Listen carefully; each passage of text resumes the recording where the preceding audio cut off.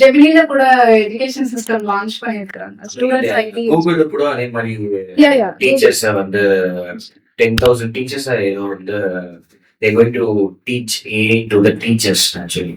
That's what was one of the biggest information on it. Can you call yourself that a candidate who's not knowing the knowledge of AI? Honestly, you can't call yourself job ready if you don't know how to work with AI.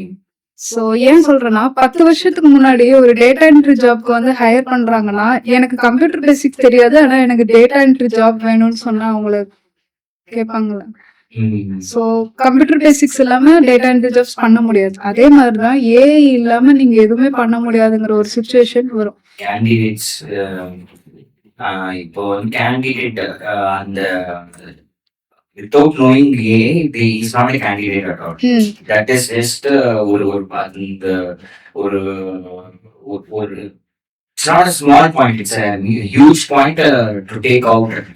Should be there. AI தெரிஞ்சா மட்டும்தான். இப்போ ஒரு எக்ஸாம்பிளுக்கு நான் சொல்றேன், உங்களுக்கு website develop பண்ண தெரியும், எனக்கும் வெப்சைட் வந்து டெவலப் பண்ண தெரியும். ஒரு ஹெச்ஆர் வராங்க, ஸோ நம்ம 2 பேரையும் ஒரு வெப்சைட் பண்ண சொல்றாங்க. நீங்க ஏஐ பத்தி தெரியாது, நீங்க ட்ரெடிஷ்னலா கோடிங் எழுதி வெப்சைட் பண்றீங்க.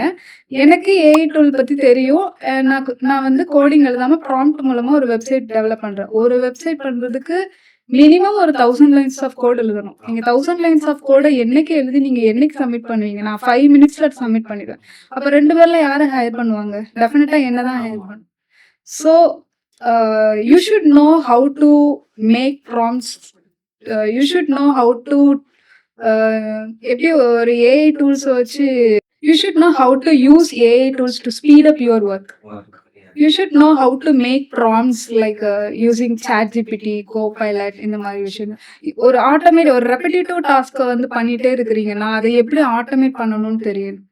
ஸோ இந்த விஷயங்கள் ஏஐ டூல்ஸ், ப்ராம்ப்டிங் இதெல்லாம் கண்டிப்பா தெரிஞ்சாதான் வந்து ஒரு ஜாப் ரெடியா நீங்க சொல்லணும்.